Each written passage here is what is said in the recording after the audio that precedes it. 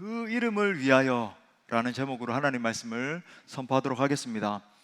소프트 파워라는 말을 여러분 들어보셨습니까? 하버드 대학교의 조셉 나이 교수가 유명한 말을 했는데, 세상에는 두 종류의 힘이 있다는 거죠. 하나는 hard power, 즉 딱딱하고 아주 강한 그런 힘을 의미하고, 다른 하나는 soft power, 부드러운 힘이라는 겁니다.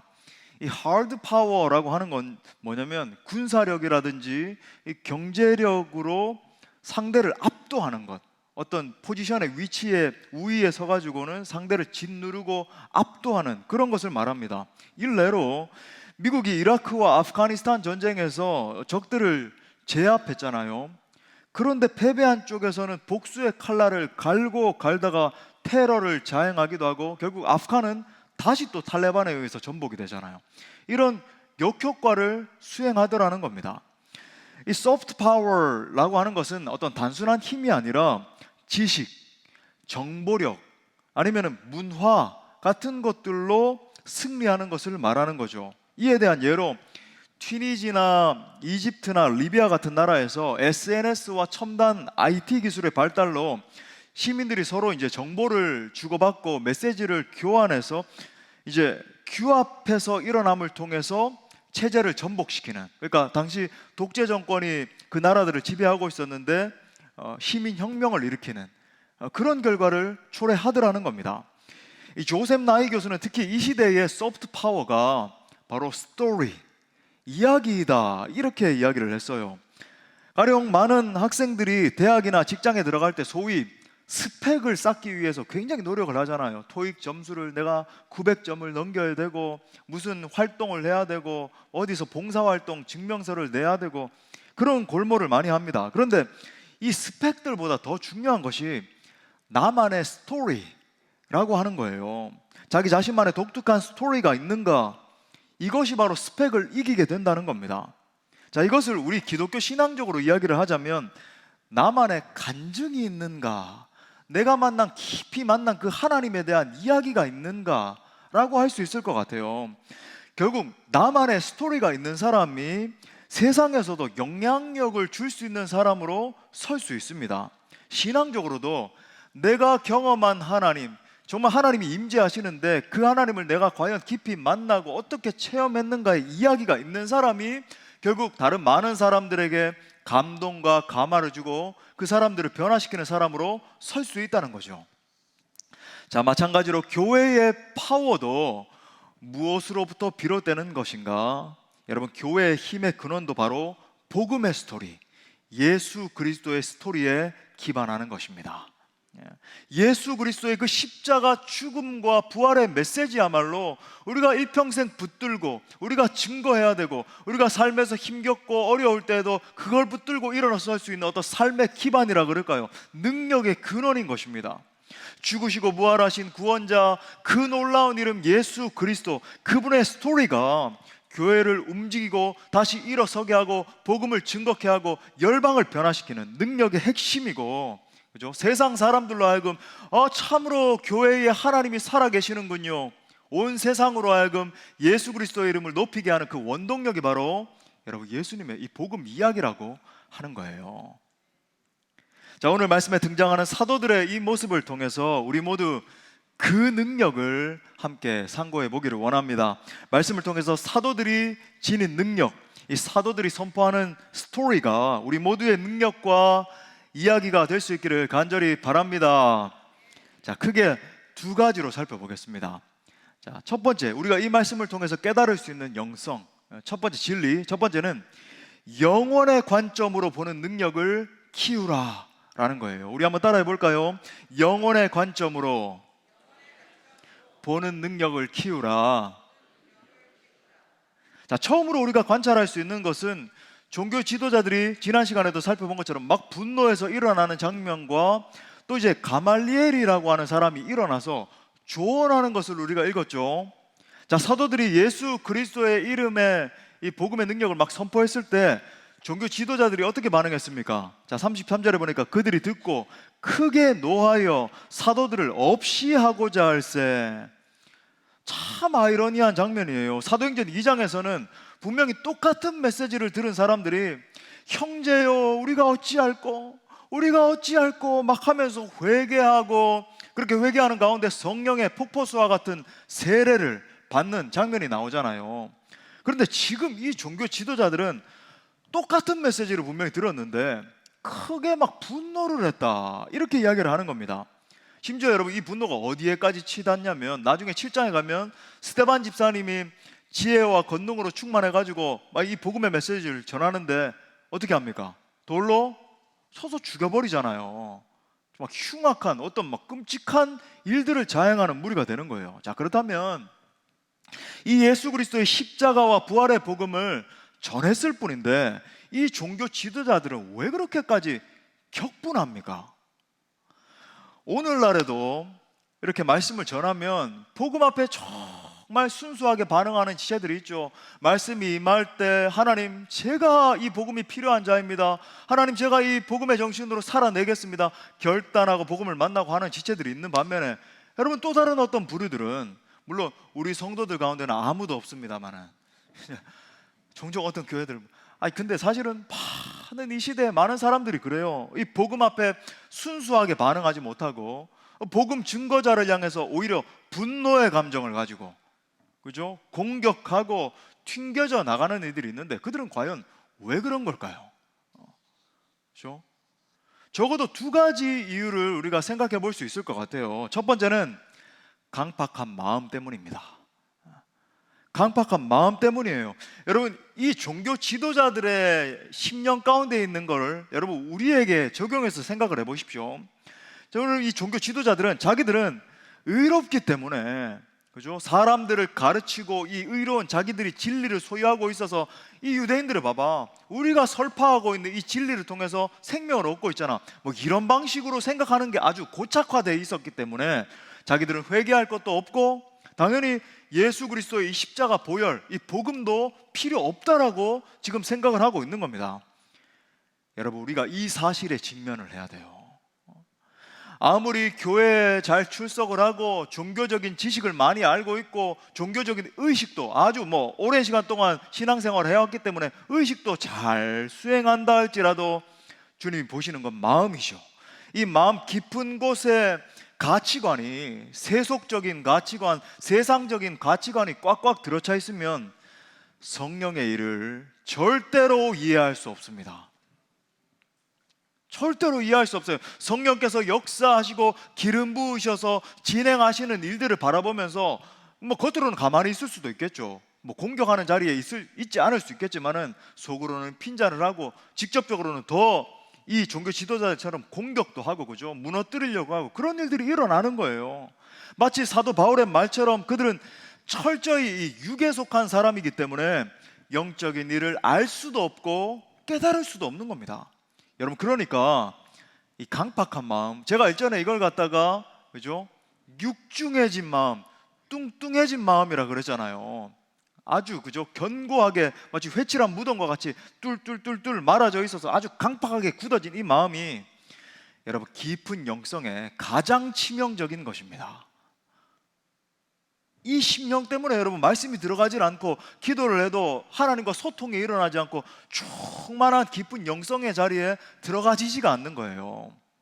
자, 두 번째 이유는 이들의 배후에 있는 사탄 마귀의 방해 때문에 그렇습니다. 자, 지금 종교 지도자들을 사로잡고 있는 그 배후에서 역사하고 있는 세력의 실체가 무엇일까요? 말씀드린 것처럼 귀신, 마귀, 사탄입니다. 그러니까 보세요, 목사님, 그걸 어디서 알 수 있나요? 단순히 화내는 것을 넘어서 살해하려고까지 하고 있잖아요. 여러분, 얼마나 분노가 격분하고 더해지면 사람을 죽일 생각까지 하게 될까요? 여러분, 마귀는 미움의 영이고 거짓의 영이고 살인의 영입니다. 마귀는 예수님의 일을 대적할 뿐만 아니라 예수님의 일이 막 부흥해서 일어나고 하나님의 나라가 전진해서 나아가는 것을 싫어해요. 그걸 보면서 막 분노를 느끼고, 그죠? 저거 어떻게 하면은 죽여버릴까, 이런 생각까지 치닫게 하는 겁니다. 그러니까 예수님을 십자가에 못 박도록 하는 그 선동하는 배후에서 역사하는 영이 바로 사탄 마귀였죠. 여러분 패션 오브 크라이스트 영화 한 번씩 보셨죠? 예수님을 막 십자가에 못 박도록 하는 그 배우의 사탄 마귀가 이렇게 음산하게 따라다니는 장면이 나오잖아요. 멜 깁슨이 마태복음을 깊이 묵상하면서 그걸 근간으로 해서 만든 영화가 패션 오브 크라이스트 아닙니까? 예, 그런 거예요. 십자가의 배후에서 역사하는 영이 바로 이 어두움의 세력이었고, 지금은 보십시오. 예수님의 부활을 전하는 사도들을 죽이려고 하는 것이고, 오늘날에는 어때요? 이 놀라운 복음의 메시지를 전하려고 하고 그저 부흥이 일어나려고 하고 영적인 어떤 전진이 있으려고 할 때 그것을 헐뜯고 비방하고 어떻게 해서든지 삐딱하게 서서 무너뜨리려고 하는 세력이 형성이 되는 거예요. 여러분 그 배후에는 반드시 사탄 마귀가 있습니다. 이걸 알아야 돼요. 여러분 우리가 영적인 세계를 알아야 된다. 자, 여기서 우리가 한 가지만 붙들길 원합니다. 우리는 항상 우리 자신을 점검해야 돼요. 그 누구의 이야기를 들으는 게 아닙니다. 우리 자신을, 혹시 내 마음이 강팍하게 굳어져서 내가 하나님의 거룩한 일을 대적하는 자리에 있지는 않은지, 혹시 내가 마귀에게 속아서 계속 하나님의 일을 방해하는 것은 아닌지 계속 우리 자신을 살피면서 점검해야 돼요. 우리는 계속해서 십자가 앞에서 우리 자신을 철저히 점검하면서 우리의 마음을 부드럽게 해야 됩니다. 여러분 우리의 마음이 딱딱하게 굳어지고 강팍해지고, 여러분 그거 자기 자신은 알거든요. 이건 내 상태가 이렇게 머물러서는 안 되는데 자기는 느끼거든요. 여러분 그 자리에 절대 두시면 안 돼요. 언제나 성령 하나님의 그 조명이 비추어져서 내 마음이 부드러워지고 그죠? 온유해지고 겸손해져서 수용성이 있고 다른 사람들을 포용할 수 있고 너른 마음이 될 수 있도록 계속 점검해야 됩니다. 그래야 사도 바울이 경고한 것처럼 십자가의 원수로 행하지 않을 수 있기 때문이에요. 자, 그런데 이 위기의 순간에 이제 의외의 일이 발생을 합니다. 바로 그 종교 지도자들 가운데 가말리엘이라고 하는 사람이 일어나서 이렇게 말을 하는 거예요. 자, 34절부터 35절을 보니까 바리새인 가말리엘은 율법 교사로 모든 백성에게 존경을 받는 자라. 공회 중에 일어나 명하여 사도들을 잠깐 밖에 나가게 하고, 이것도 참 지혜로워요, 그죠? 잠깐 이렇게 밖에 나가게 하면서 분위기 전환도 일어나게 하고, 그죠? 사람들을 설득하려고 하는 겁니다. 말하되 이스라엘 사람들아, 너희가 이 사람들에게 대하여 어떻게 하려는지 조심하라. 여러분 어떤 이야기를 하는가 이상으로 더 중요한 것이 누가 그 말을 하는가가 굉장히 중요하잖아요. 여러분 가말리엘은 유대 이 종교 지도자들 뿐만 아니라, 여러분 얼마나 사람이 참 대단하면 모든 유대 전체 사회에서 모든 사람이 존경하는 사람이라 이렇게 묘사를 하고 있어요. 당시 이제 유대 종교 학파에는, 여러분 항상 이제 학파가 참 중요해요. 왜냐하면은 사람들이, 정치인이 사람들을 움직이는 것 같지만 여러분 사실 사람은 사상이 움직이는 거거든요. 그러니까 여러분 학자가 그렇게 중요해요. 항상 사람과 이렇게 사상을, 여러분 어떤 사상의 확립이 있으면 그것을 통해서 사람들이 전체가 움직여지는 거거든요. 그러니까 여러분 당시에도 이제 종교 학파에는 두 큰 세력이 있었는데, 하나는 힐렐 학파이고 다른 하나는 샴마이 학파입니다.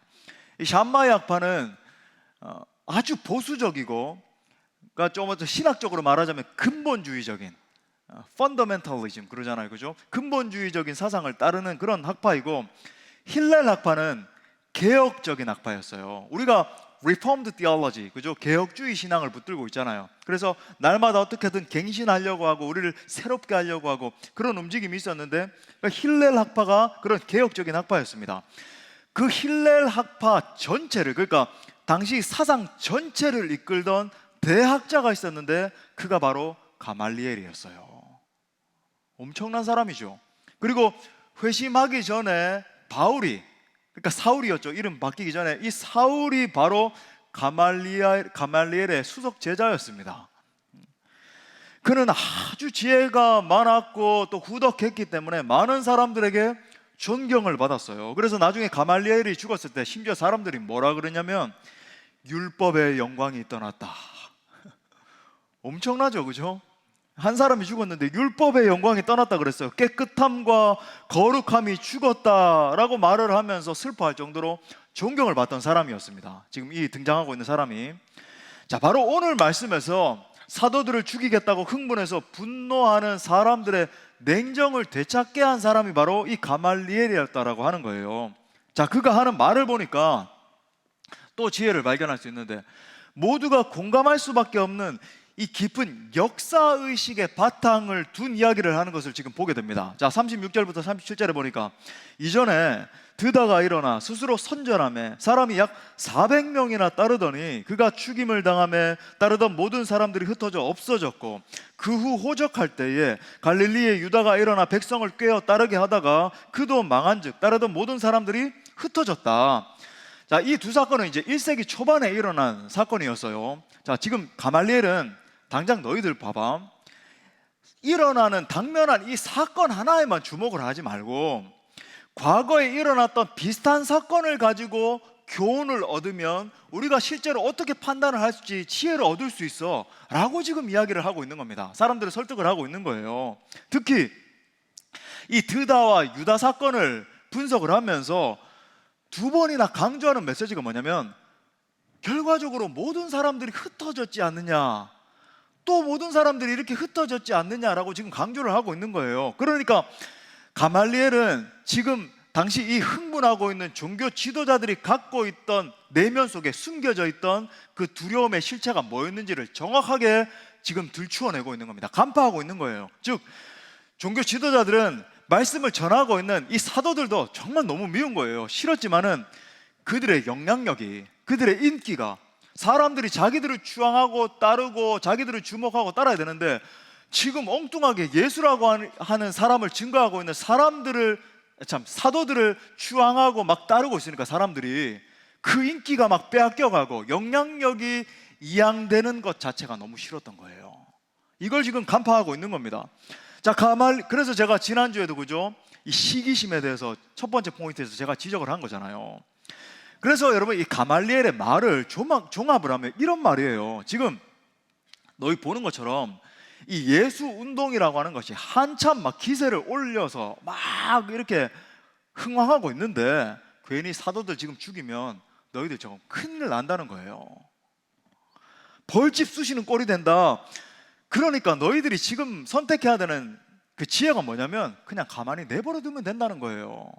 그러면 더 큰 문제로 이렇게 막 증가되지도 않고, 가만히 역사적으로 볼 때 이 운동들은 사그라들게 되는 그런 형색이다라고 하는 것을 지금 이야기를 하는 겁니다. 자, 그러면서 굉장히 중요한 메시지를 결론으로 이야기를 하죠.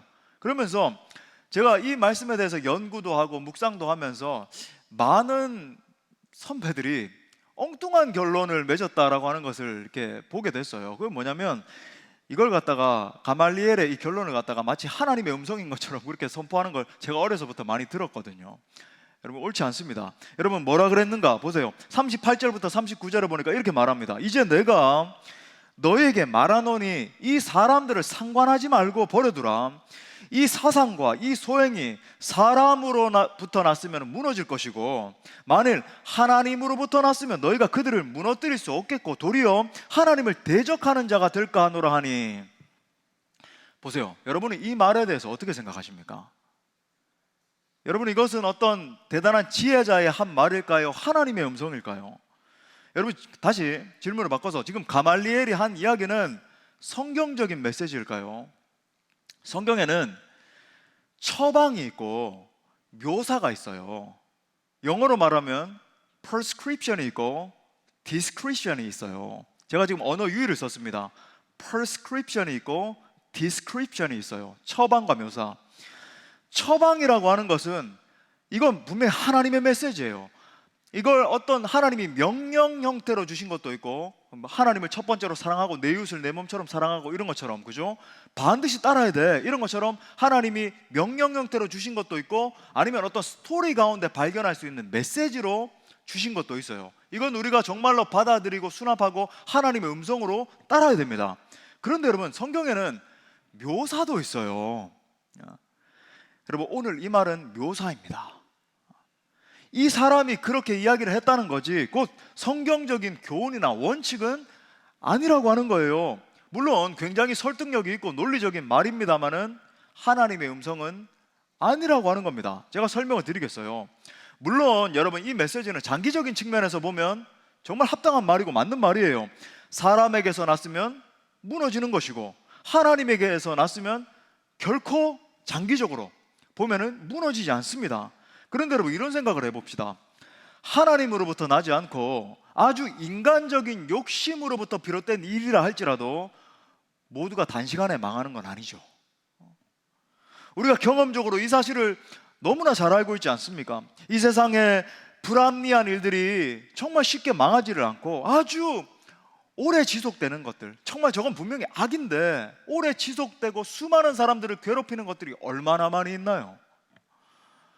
악한 사람들이 더 잘 살고 더 오래 살고 남을 괴롭히는 사람들이 더 잘 되고, 우리 장로님도 기도해 주셨지만 환경을 파괴하면서까지, 여러분 이게 어떤 기업이 잘 되려면 환경 파괴는 불가피한 것이다. 옛날에는 산업화 시대에는 그런 사상이 많았잖아요. 뭐 파괴되든 말든 무슨 오염수를 흘려보내든 말든 무조건 성장만 있으면 되고 매출을 많이 내면 뭐 탁월한 기업인 것이고, 여러분 이런 것들이 얼마나 많이 있었길래 지금 인류가 다 파괴돼 버리잖아요. 지금 왜 이렇게 비가 많이 쏟아지고 왜 난리가 나고, 유럽에는 지난 일주일간만 1만 1,000명이 무더위 때문에 사망했대요. 일주일 안에. 왜 이런 일이 일어납니까? 또 여러분 단기적으로 볼 때 좀 극단적인 예지만 이단 종파가 더 잘 돼가지고 이미 14만 4천 넘었대요. 대단한 참. 그 할아버지 놔두고 안 죽는다 그러고 있고 참. 그러므로 단기적으로 볼 때 여러분 우리 인간의 눈에 보기에 더 잘 되는 것 같고, 그것을 뭐 이렇게 그죠? 막 인간적인 눈에 보기에 저건 정말 탁월하게 되네, 그렇다라고 해서 그 모든 일이 하나님이 하시는 일이라고 단정해서는 안 된다라고 하는 겁니다. 반대로 여러분 단기적으로 볼 때 뭔가 잘 안 되는 것 같고 힘겨운 상황 가운데 있다 할지라도 그 일에 하나님이 함께 하시지 않는다라고도 단정해서는 안 되는 거예요. 예를 들어 여러분 가말리엘의 기준으로만 보면 사도들이야말로 다 실패한 사람들이잖아요. 왜요? 다 복음 전하다가 죽어버렸지 않습니까? 그것도 얼마나 비참하게, 인간적으로 보면 참 불쌍할 정도로 비참하게 다 순교해버렸잖아요. 그러므로 여러분 이 부분에서 우리가 붙들어야 되는 아주 중요한 영성이 하나 있습니다. 여러분 이 부분은요, 제가 이렇게 말씀을 드려도 여러분이 사실 이렇게 취득하기가 쉽지 않은 영성인데, 여러분이 반드시 이 개념을 알고 계셔야 되고 여러분이 지향하셔야 돼요. 끊임없이 내가 저 영성의 자리로 나가기 위해서. 그것이 무엇인가? 그것은 장기적으로 보는 눈이에요. 영원의 관점에서 보는 통찰력을 가지는 것이 여러분 중요하다라고 하는 겁니다. 우리 한번 따라해 볼까요? 영원의 관점에서 바라보는 눈. 여러분 우리 뭐 다산 정약용 같은 분들도 그죠, 어떤 성인이라고 하는 좀 이렇게 대단한 군자라고 하는 분들도 그런 말 하잖아요. 당장에 요하나의 산 등성이를 보는 것이 아니라 전체 산세를 볼 줄 알아야 된다. 그죠? 크게 소인배들은 어떻습니까? 요하나 뭐 하나면 일희 일비 일희 일비. 근데 우리 군자들은 산세를 봐라 그렇게 이야기하잖아요. 근데 여러분 성경은 그거보다 더 넓은 개념을 지금 이야기를 하는 거예요. 예수 그리스도를 따르는 제자들은 영적인 시야와 통찰력을 가지는 것이 중요하다.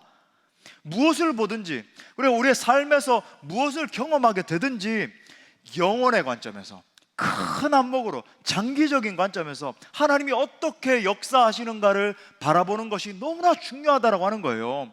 그러니까 영원의 관점에서 볼 때 이것이 정말로 하나님이 인정하시는 일인가? 그러니까 여러분 이런 거 아닙니다. 당장 우리에게 우리 수하에 돈이 얼마 있는가, 우리의 여력이 얼마나 되는가, 그러면 이렇게 판단하고 저렇게 판단하고, 이건 철저히 인간적인 방식이죠. 세상 사람들이 다 이렇게 살잖아요. 그게 아니라 영원의 관점에서 하나님은 무엇을 원하시는가? 아니면은 이것이 우리의 인간의 욕심에서 나온 것은 아닌가? 끊임없이 질문하면서 질문을 던지면서 나아가야 된다라고 하는 거예요. 여러분 영원의 관점에서 하나님의 마음이 있는 것, 하나님이 원하시는 비전이라고 하면 여러분 하나님이 모든 것을 열어주십니다.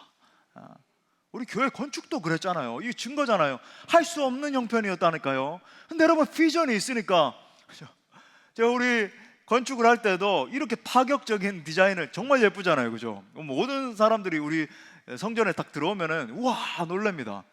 근데 제가 그랬을 때 우리 리더십들이, 우리 장로님들이 다 동의를 해주셨거든요. 정말 뭐 과장이 절대 아닙니다. 혼연일체가 돼서 했는데 뭡니까?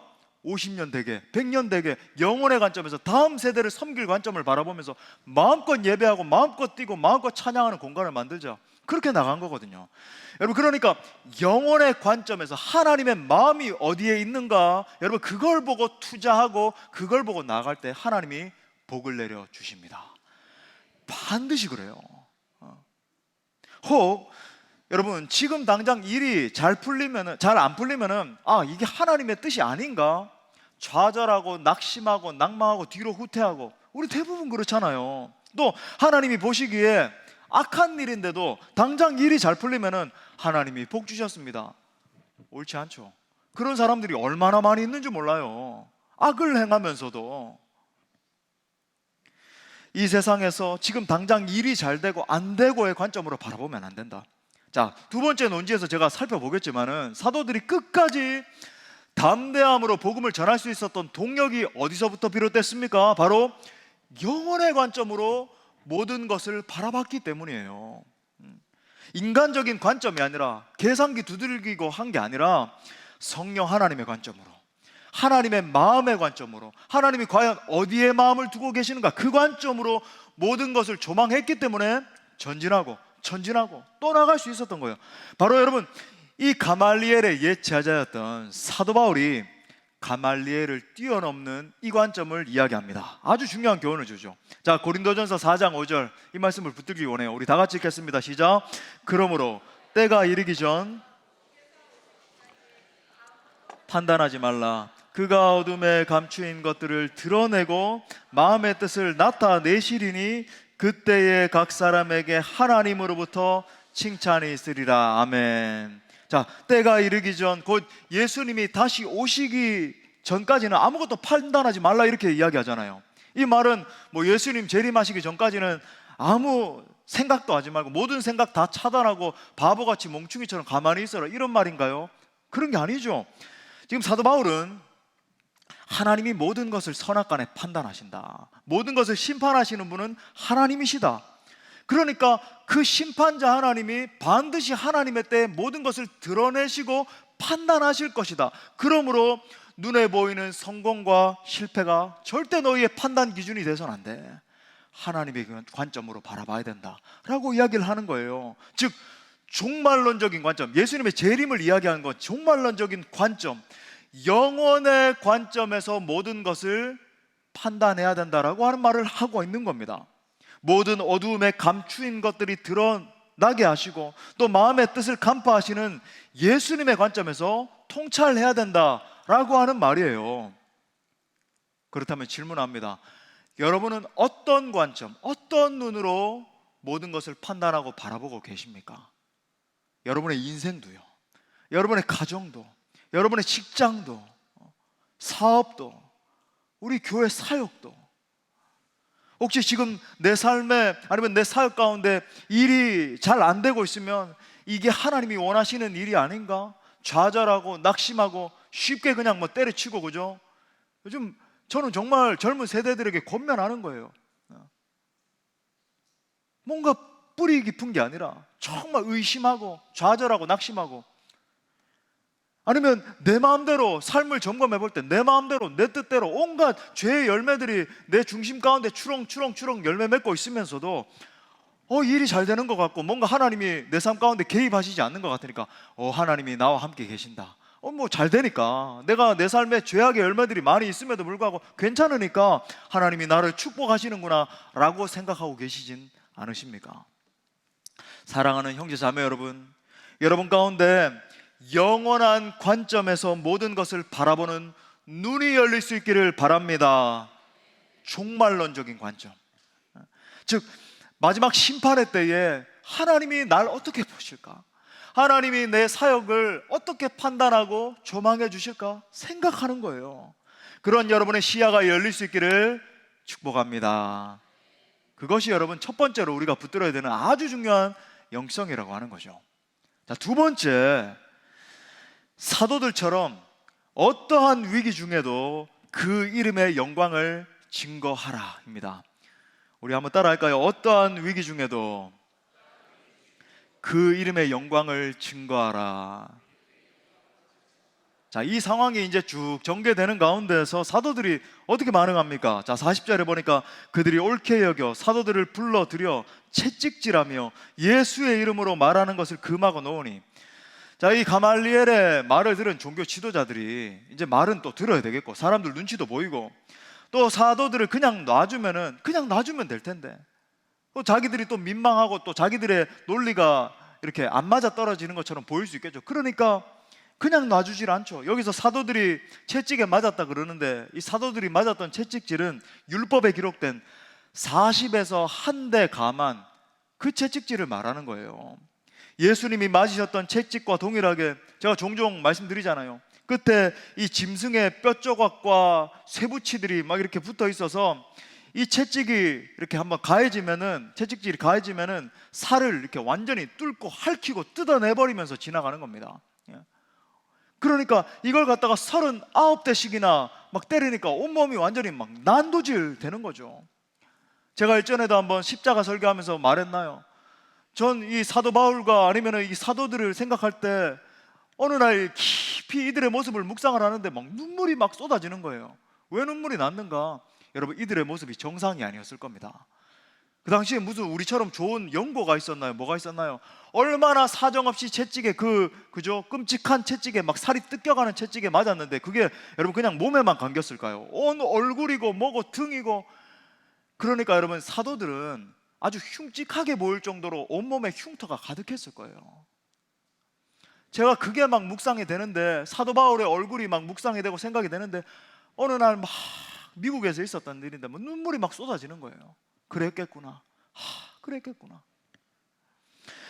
오늘도 이 장면에서도 제대로 걸어서 집에 갈 수 없을 정도의 막 엄청난 극도의 고난을 당한 겁니다. 고문을. 지금 온 얼굴과 등과 몸이 다 찢어지고 뼈가 탈골이 되고 피가 줄줄 흐르는 상황인데, 사도들이 지금 어떻게 반응합니까? 정말 이 말씀 읽을 때마다 눈물이 나요. 우리 41절 다 같이 읽겠습니다. 시작. 사도들은 그 이름을 위하여 능욕받는 일에 합당한 자로 여기심을 기뻐하면서 공회 앞을 떠나니라. 예전에 잠을 자다가 꿈속에서 제가 이 장면을 비교적 생생하게 보고 겪은 적이 있습니다. 정말로 꿈속에서 이 장면이 재현이 됐어요. 비록 꿈이었는데도 제 마음이 얼마나 막 힘이 들고 답답하고 괴로웠는지, 왜 꿈에서도 울면 실제로도 우는 거 있잖아요. 그때 제가 막 얼마나 울었어요. 막 괴로워서. 근데 여러분, 사도들이 겪은 고초는 완전한 실제였잖아요. 온몸이 찢어져서 너덜너덜하고 피가 철철 흐르는 상황인데, 오히려 그 능력받는 일에 합당한 자로 여기면서 피가 줄줄 흐르는데 합당합니다 주님, 기뻐하면서. 이거 여러분 완전히 미친 사람들 아닙니까? 하나님 합당합니다. 여러분, 어떻게 이처럼 처참하게 두들겨 맞고도 웃으면서 기뻐할 수 있습니까? 채찍에 한 대만 맞아도, 여러분 우리가 그 채찍에 한 대만 맞아도 너무 아플 텐데 39대나 맞았으니까 얼마나 아팠을까요? 그런데 사도들은 이런 극한의 핍박과 위협에도 불구하고 굴하지 않고 계속 복음 전도의 사명을 감당하는 거죠. 또 그들은 그 이름을 위해서 받는 모든 이 고초와 능력을 합당하게 여기면서 기뻐했다라고 하는 거예요. 그런데 여러분, 이것은 놀랍게도 예수님이 이미 말씀하신 말씀 아닙니까? 마태복음 5장 11절부터 12절에 보니까 나로 말미암아 너희를 욕하고 박해하고 거짓으로 너희를 거슬러 모든 악한 말을 할 때는 너희에게 복이 있나니 기뻐하고 즐거워하라. 하늘에서 너희의 상이 큼이라. 너희 전에 있던 선지자들도 밧줄을 꽁꽁 묶여서 우로 넘어지고 좌로 넘어지면서 너희가 회개하지 않으면 이 꼴이 될 거야. 눈물로, 예레미야 선지자는 눈물로 회개하지 않는 백성들을 보면서 너희 선지자들도 이같이 박해하였느니라. 사랑하는 여러분, 사도들이 엄청나게 두들겨 맞고도 그것을 특권으로 생각하고 기뻐한 이유가 무엇일까요? 목적대로 살아서 그렇습니다. 사명대로 살아서 그런 거예요. 여러분, 사명대로 살면 그 사명에 합당한 스티그마, 흔적이 반드시 남게 되는 거예요. 사명의 길은 행복한 길입니다. 그런데 결코 녹록한 길이 아니죠. 제가 지금까지 걸어온 약 20년의 이 목회의 길을 돌아봐도 정말 어렵고 답답하고 힘들 때도 많았습니다. 부교육자 생활 15년, 그 중간에 고된 유학 생활, 또 담임 목회 5년 차, 너무 힘들고 눈물 날 때도 많았어요. 그런데 그 모든 고생을 뛰어넘는 참된 행복과 기쁨이 있는 길인 거예요. 얼마 전에 식사를 하는 중에 아내가 제게 다시 태어나도 목사가 되겠느냐고 정말 속이 콱 막히는 그런 질문을 갑자기, 제가 뭐라고 대답했을 것 같은 거예요? 절대 안 한다 그랬을까요? 나는 다시 태어나도 목사로 살고 싶다 그랬습니다. 그 이유는 내 마음에 예레미야의 마음이 있기 때문이라고 제가 이야기를 했어요. 예레미야의 어떤 마음인가요? 예레미야 20장 9절 말씀에서 내가 다시는 여호와를 선포하지 아니하며 그의 이름으로 말하지 아니하리라 하면, 저 사람들이 얼마나 회개의 메시지를 선포하는 예레미야를 향해서 이스라엘 백성들이 회개는 안 하고 돌을 던지고 핍박하고 조롱하고 몽뚱한 회개의 메시지를 전하느냐고. 그렇게 하니까 내가 다시는 여호와를 선포하지 않고 나 이제 그만 사역하겠습니다, 이런 거 아닙니까? 그 이름으로 말하지 아니하리라 하면 나의 마음속에서 불 붙는 것 같아서 골수에 사무친다, 답답하여 견딜 수 없나이다, 이렇게 이야기를 하는 거예요. 예레미야처럼 고난과 슬픔 가운데 눈물로 복음을 전할 수밖에 없다 할지라도 저의 중심 가운데 이 마음이 있는 거죠.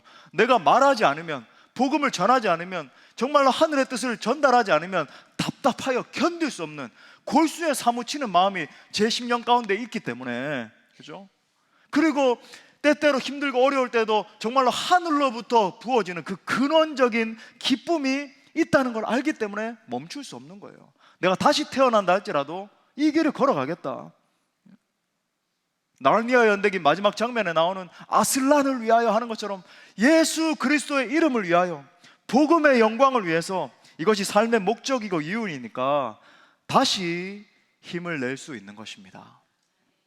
사랑하는 여러분, 우리가 주의 길을 걸어가다가 정말 견딜 수 없을 것 같은 상처와 아픔이 생겼다는 것이 여러분 무슨 의미일까요? 그것이 바로 잘하고 있다는 증거입니다. 그냥 편안하고 그냥 다 좋고 그냥 여러분 제대로 하지 않고 있기 때문에 그런 거예요. 내가 정말로 고통당하고 있고 내가 정말 힘겹다 허덕허덕하면서 하고 있다라고 하는 건 그게 진짜 잘하고 있다라고 하는 것의 증거인 겁니다. 그것이 바로 예수 그리스도의 스티그마, 흔적이라고 하는 거죠. 그러므로 우리는 오히려 스스로에게 이런 질문을 던져야 되는 겁니다. 내게는 사도들의 모습을 생각해 보면서, 그죠? 사도들의 그 예수의 흔적이 가득했던 걸 생각하면서 내게는 얼마나 많은 예수 그리스도의 흔적이 있는가. 저는 그 사도들의 모습을 생각할 때 지금도 너무나 부끄러운 거예요. 나는 그만큼의 고난을 짊어지지 못하고 있는데 질문해야 되는 거죠. 내게는 얼마나 많은 열매가 있는가 점검하셔야 됩니다. 자, 이 상처를 짊어지고 사도들이 풀려난 다음에 가장 먼저 한 일이 무엇이었습니까? 42절 우리 다 같이 또 읽겠습니다. 시작. 그들이 날마다 성전에 있든지 그리스도라고 가르치기와 전도하기를 그치지 아니하니라. 사도들은 복음을 날마다 전했다 그러잖아요. 예수 그리스도가 주님이심을 날마다 전했습니다. 밥 먹고 잠자는 것 외에 장소도 가리지 않고 나머지는 전부 다 복음을 선포하고 가르치는 일에 매진을 했습니다. 여러분, 우리 그리스도인들은 이 점을 놓쳐서는 안 돼요. 수많은 사람들 중에서 나같이 못난 죄인을 구원해 주셨나? 여러분, 그 이유는 나 하나의 구원으로 끝나라고 그런 은혜를 주신 게 아니에요.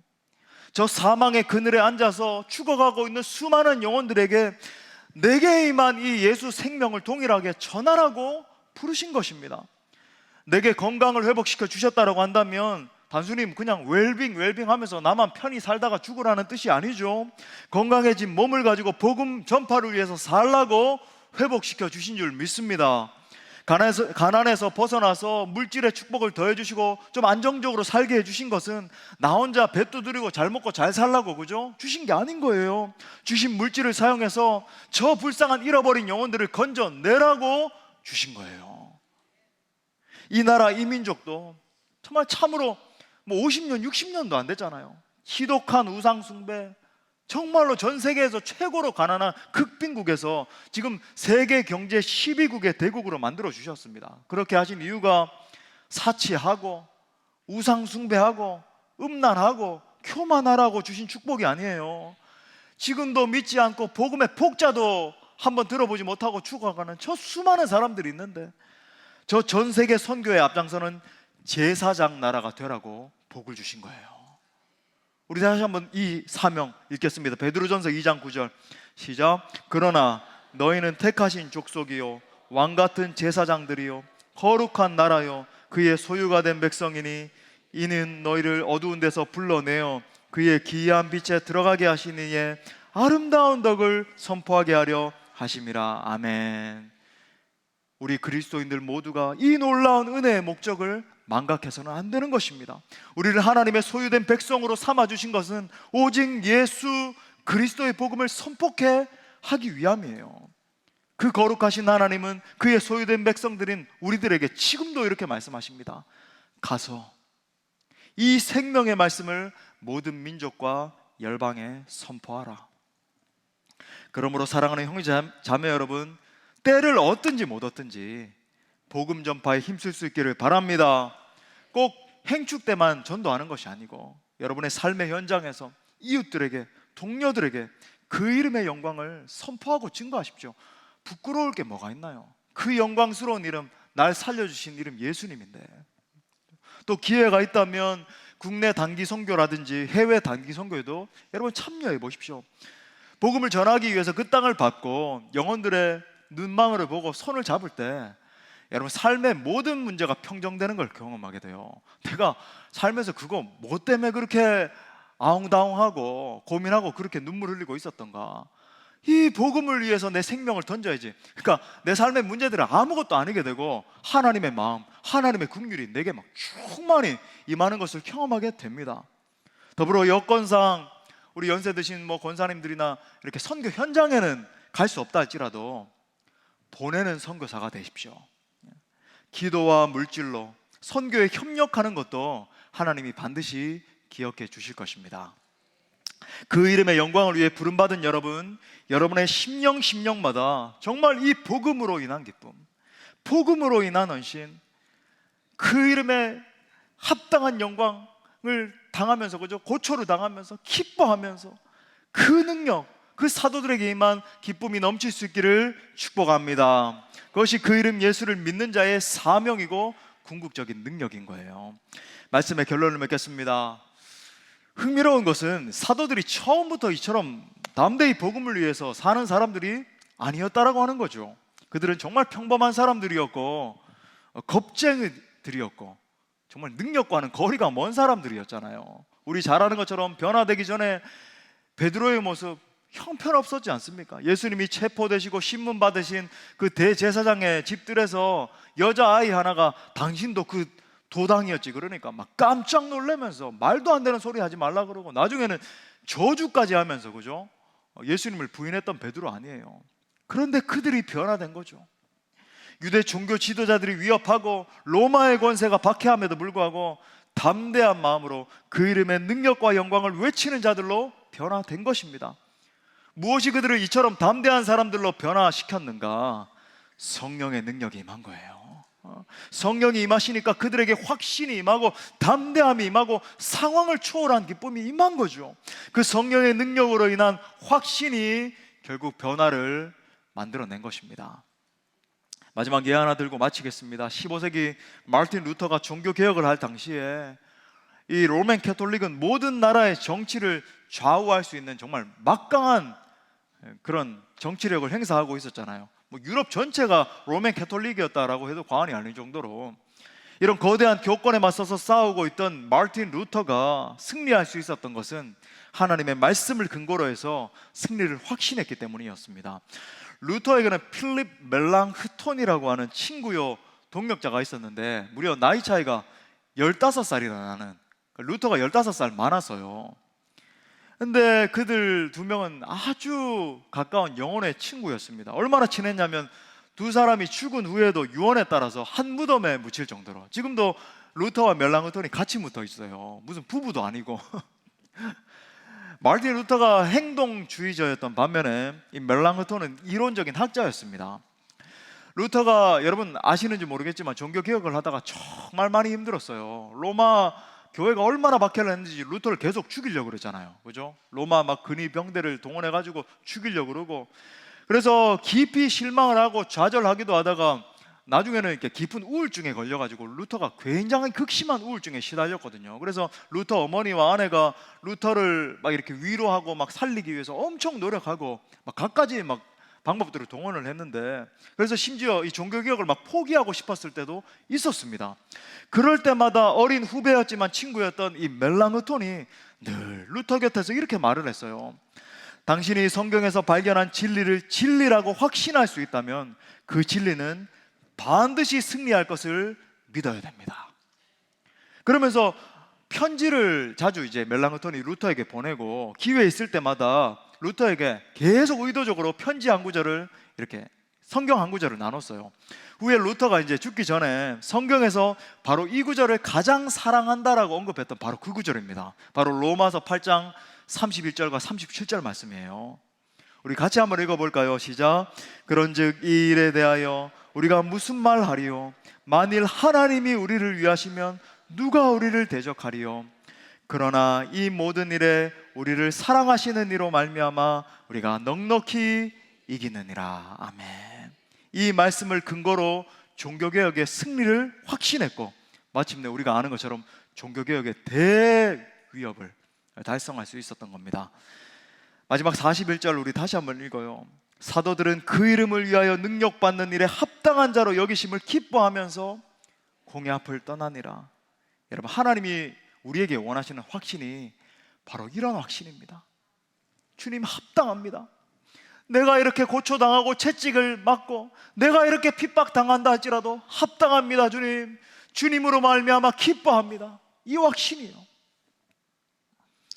장 그르니에의 말입니다. 사람은 하고 싶은 일을 할 때보다 해야 할 일을 할 때 더 행복하다. 아무쪼록 오늘 사도들과 같이 그 이름의 영광을 위하여 어떠한 상황 속에서도 기뻐하며 합당합니다, 합당합니다 고백하면서 쓰임받는 모두가 되시기를 간절히 축원합니다. 우리 말씀을 주신 하나님께 영광의 박수 올려드리겠습니다. 우리 다 같이 일어나셔서 그 이름을 우리 찬양하고 선포합시다.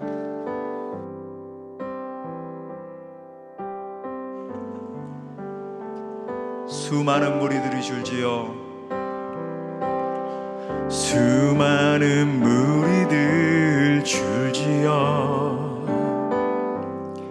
그분을 보기 위해 따르네. 평범한 목수이신 평범한 목수이신 그분 앞에 모든 무릎이 꿇어 경배하네. 모든 문제들 하나하나 죽음까지도 힘을 잃고 생명의 근원 대신 예수 이름 앞에 모든 권세들 굴복하네. 우리 그 이름의 권세를 선포합시다. 예수 이름 높이세. 예수 이름 높이세. 능력의 그 이름 예수 이름 높이세. 구원의 그 이름 예수 이름을 부르는 자 예수 이름을 믿는 자 예수 이름 앞에 예수 이름 앞에 나오는 자 복이 있도다. 나의 계획이 실패할 때도 나의 계획이 실패할 심지어 내 소망이 다 끊어진 것처럼 보일 때도 나의 소망이 끊어질 때 하지만 여러분 삶의 주관자이십니다. 삶의 주관자 되신 그분 앞에 나의 무릎을 꿇어 경배하네. 나의 삶을 그분께 맡길 때 비로소 진정한 평안이 임하는 거예요. 비로소 나의 마음 평안해. 구원의 반석, 구원의 반석 되신 예수의 이름을 소리 높여 찬송하네. 우리 두 손 높이 들고 선포하며 예수 이름 높이세. 예수 이름 높이세. 능력의 그 이름 예수 이름 높이세. 구원의 그 이름 예수 이름을 부르는 자, 예수 이름을 믿는 자, 예수 이름 앞에, 예수 이름 앞에 나오는 자 복이 있도다. 우리 다시 한번 우리의 삶에 선포하며 예수 이름 높이세. 예수 이름 높이세. 능력의 그 이름 예수 이름 높이세. 구원의 그 이름 예수 이름을 부르는 자, 예수 이름을 믿는 자. 아멘. 예수 이름 앞에 나오는 자 복이 있도다. 이 시간 우리 말씀 붙들고 함께 기도할 때 여러분 안에는 그 이름을 위하여 살다가 생긴 스티그마, 흔적이 있습니까? 여러분은 예수 이름을 위하여 능력받는 일에 합당하게 여기면서 기뻐하고 계십니까? 아니면 혹시 그저 좌절하고 아파만 하고 낙심만 하고 있지 않습니까? 이 시간 사도들에게 부어주신 이 확신과 이 능력을 내게도 부어달라고 함께 기도합시다. 우리 함께 통성으로 기도할 때 살아계신 주님, 제게도 사도들의 이 기쁨과 이 확신을 부어주시옵소서. 제게도 사도들에게 부어주셨던 성령의 충만함을 부어주셔서 주님의 영광을 위해서 쓰임받게 하여 주옵소서. 조지 휘필드의 말처럼 저도 녹슬어 없어지는 인생이 아니라 쓰임받고 쓰임받다가 닳아 없어지는 인생 되게 하여 주옵소서. 주여, 내게도 그 이름의 영광을 위한 능력을 부어달라고 우리 합심해서 기도합시다. 주여